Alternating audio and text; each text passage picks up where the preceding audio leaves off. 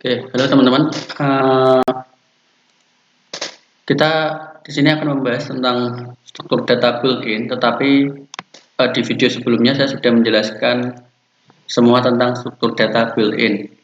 Meskipun demikian, ada beberapa materi yang itu mungkin tidak berkaitan dengan struktur data built-in yang ternyata itu juga lumayan penting. Nah, ini ada beberapa modifikasi di slide saya.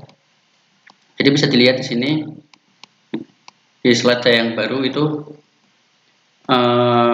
Sebentar, tambahannya adalah mungkin ini adalah tensor ya. Jadi kita bisa membuat list dua dimensi dan bisa membuat representasi dari matriks ya, sehingga kalau kita ingin menggunakan pengolahan matriks juga bisa kita lakukan dengan list dua dimensi. Seperti yang kita pelajari sebelumnya di video tentang algoritma sederhana.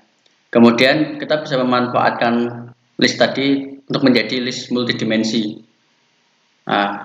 Karena di Python ini tidak ada array, struktur data array tidak ada, maka kita bisa membuat array multidimensi tadi dengan suatu list multidimensi, sehingga kita bisa membuat representasi matematis tentang tensor.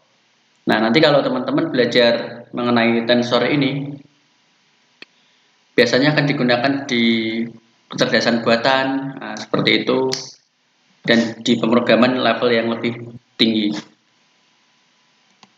Kemudian yang berikutnya adalah kita bisa membuat comprehension list. Apa itu comprehension list? Di sebelah kiri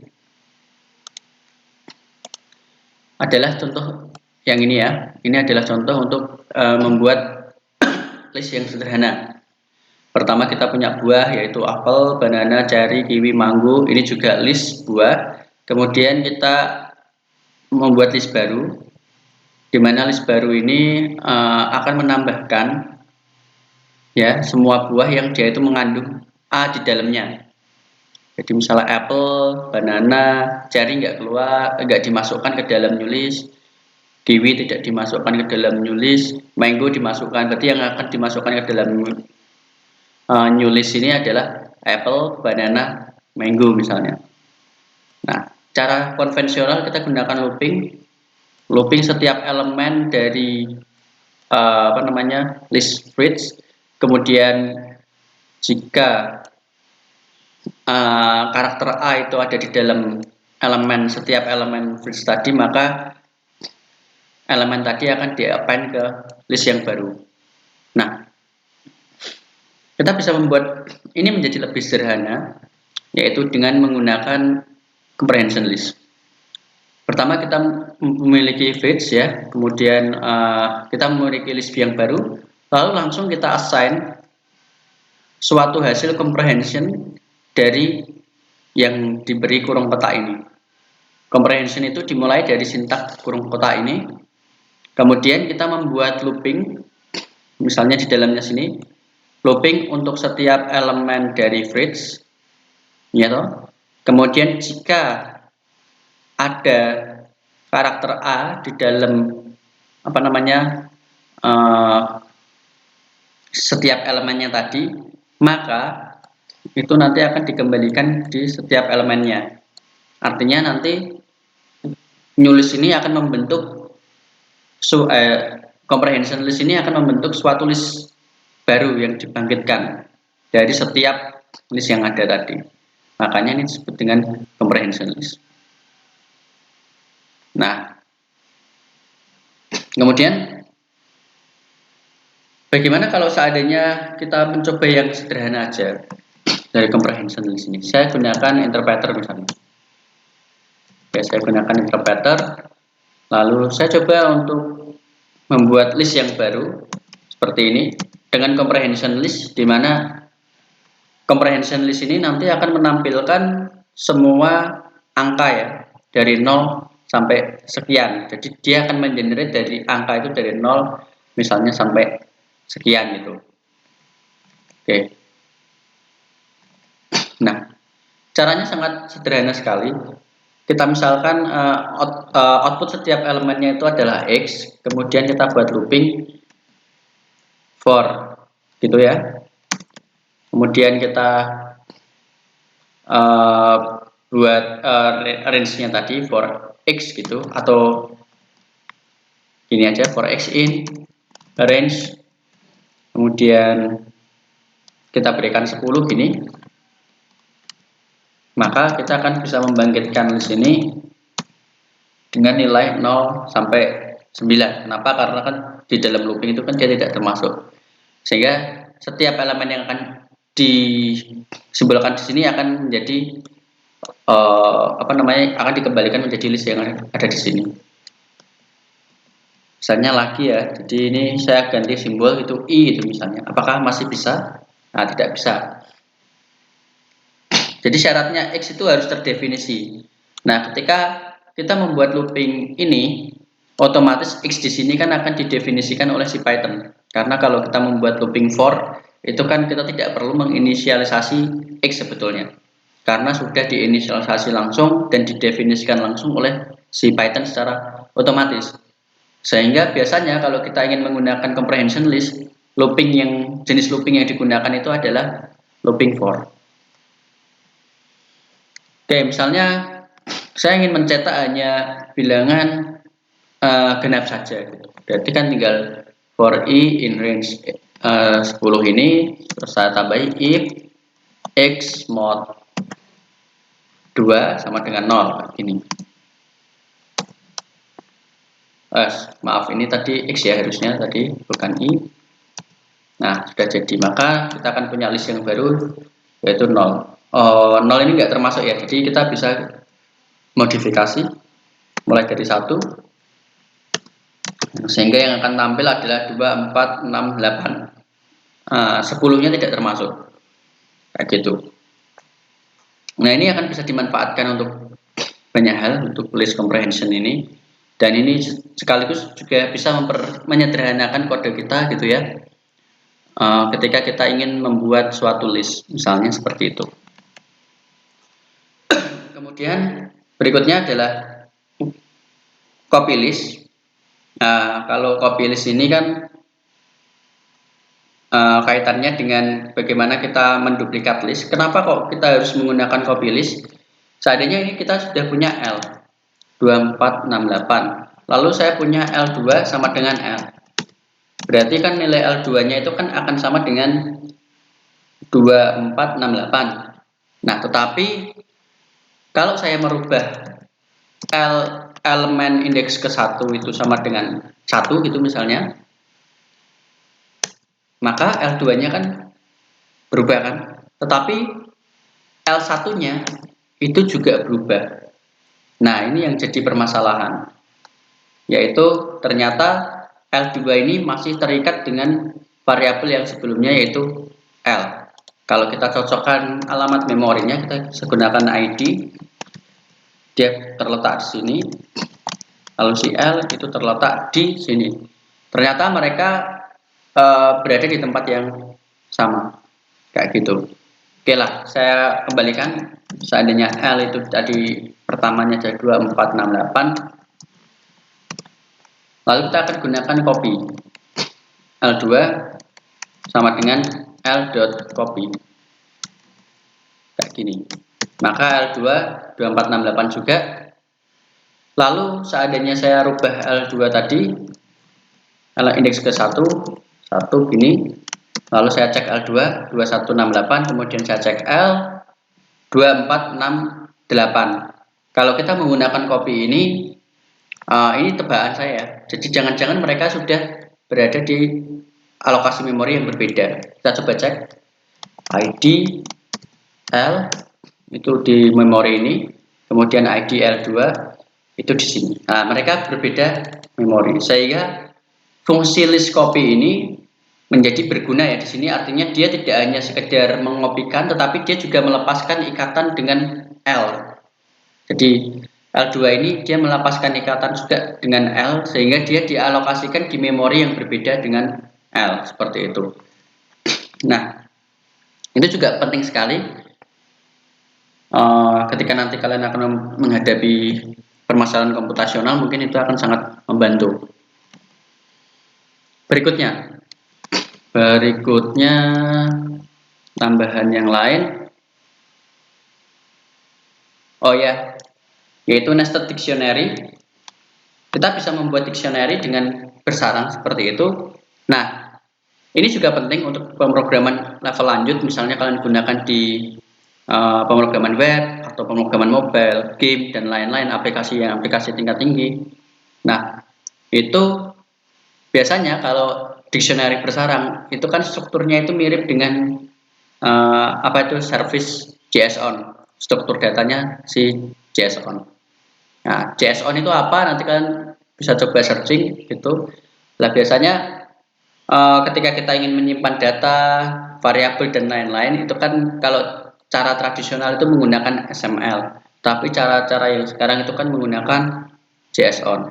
Nah, biasanya kita bisa memparsing si JSON tadi menggunakan suatu nested dictionary ini di Python. Nah, itu akan sangat membantu sekali karena strukturnya itu mirip mereka. Nah, berikutnya yang tidak kalah penting adalah kita bisa membuat fungsi. Nah, ini kaitannya dengan fungsi sekarang. Yang tadi kaitannya dengan list, ya toh. Kemudian kaitannya dengan dictionary. Setelah itu yang terakhir ini adalah kaitannya dengan apa namanya fungsi. Nah, kita ternyata bisa membuat fungsi tanpa nama atau kita sebutnya anonymous function. Jadi fungsi tanpa nama ini mungkin kita akan gunakan sekali pakai saja mungkin seperti itu. Nah, fungsi tanpa nama tadi diekspresikan dengan suatu yang disebut dengan lambda. Nah, misalnya di sini kan saya punya fungsi, nah ini harusnya square ya, square sum. Berarti kan saya akan menjumlahkan di sini, tetapi saya square dulu, saya nilai x-nya itu saya pangkatkan 2 dulu, nilai y-nya itu saya pangkatkan 2 dulu, lalu saya kembalikan penjumlahan dari keduanya. Nah, kita juga bisa membuat fungsi lambdanya. Jadi ini satu blok kotak ini bisa dirubah dengan satu argumen seperti ini. Caranya kita buat dengan sintak lambda ini, kemudian kita berikan suatu apa namanya istilahnya itu pengembalian ya, pengembalian dari sini. Maksudnya itu adalah parameternya, bukan pengembaliannya ya. Ini parameternya. Parameternya di sini kan x sama y. Berarti di sini bisa dibuat x sama y. Kemudian kita bisa berikan isinya, isi dari fungsinya. Fungsi anonymousnya itu apa? Nah, nanti kan hasil dari sini itu yang akan dikembalikan. Nah, sehingga kalau kita misalnya memberikan nilai x-nya itu adalah 5, kemudian y-nya itu adalah 10, maka yang terjadi adalah kita akan melakukan operasi 5 pangkat 2 ditambah 10 pangkat 2 ketika kita memanggil si lambda xy ini. Nah, berarti si lambda xy ini harus kita assign. Jadi di sebelumnya ini kita assign dulu ke variabel misalnya hasil. Nah, ini sama dengan lambda xy ini. Maka kita akan mendapati si hasil itu adalah tadi penjumlahan square dari x dan y.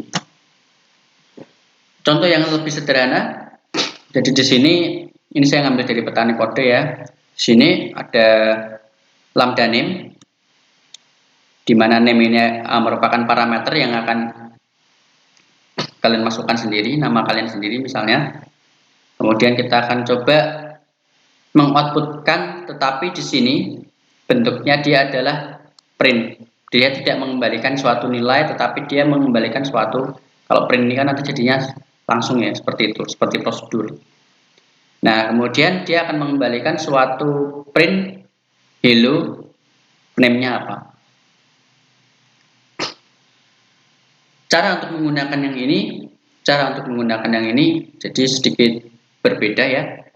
Oke, jadi langsung aja ini saya kasih contoh juga di interpreter. Nanti teman-teman bisa aplikasikan ini di kode Python-nya. Misalnya greeting ini ya. Kemudian lambda name. Nah, setelah itu titik 2 ya. Sintaknya seperti ini. Kemudian kita bisa print mau dikasih F juga tidak apa-apa, tidak masalah. Hello misalnya, saya pakai concat aja terus gini. Ya, kalau ini kan dia pakai format yang sedikit berbeda untuk printnya, tidak masalah. Ya, name sudah seperti ini.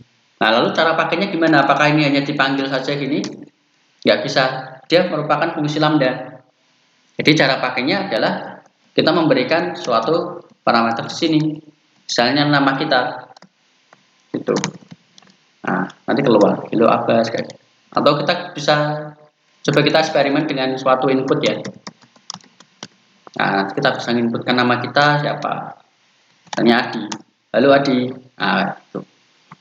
Nah, fleksibel sekali kan fungsi lambda ini. Kalau fungsinya tidak terlalu rumit, tidak terlalu panjang dan kita tidak ingin memberikan itu suatu nama gitu misalnya, kita bisa membuat dia menjadi fungsi lambda ini.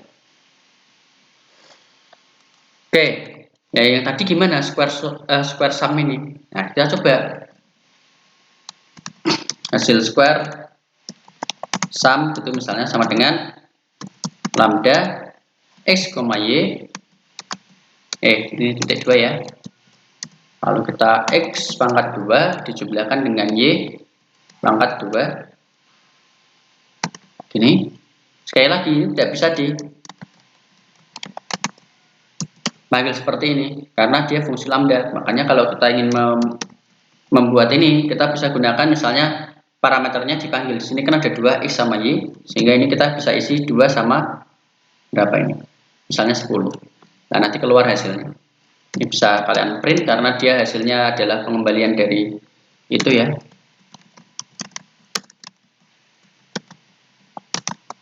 Sum 2 sama 10.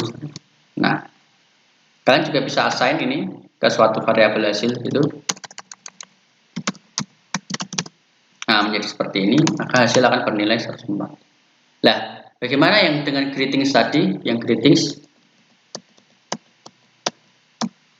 kalau seandainya kita assign ke suatu variabel,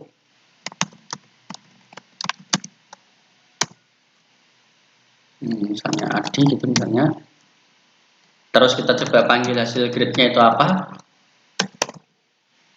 Nggak ada hasilnya. Jadi kalau kita print hasil grade itu adalah none. Nah, kok bisa none?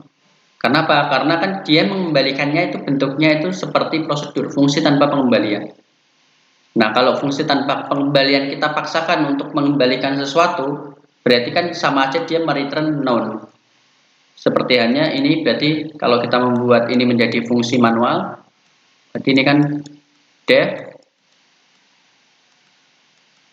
greeting titik 2 gitu kan, terus ini print ini ada parameternya name ya, name titik 2 print name itu misalnya. Jadi di sini tidak ada return, udah kayak gini toh. Jadi kan berbeda dengan yang ada di square sum ini. Dia adalah lambda dari suatu fungsi dengan pengembalian. Kalau greeting ini adalah suatu lambda dari fungsi yang lambda name ini adalah suatu lambda dari fungsi tanpa pengembalian, atau kita sebutnya itu biasanya dengan prosedur. Kalau di Python kita paksakan dia memiliki return, maka dia akan mengembalikan none. Oke, mungkin nanti teman-teman bisa mungkin itu aja ya. Jadi teman-teman nanti bisa explore lebih dalam lagi mengenai dua ini, dan mungkin nanti bisa dilanjutkan ke fungsi order yang lebih tinggi atau high order function seperti itu. Oke aja, itu saja yang mungkin bisa saya sampaikan. Terima kasih sudah menonton. Sampai jumpa di video berikutnya.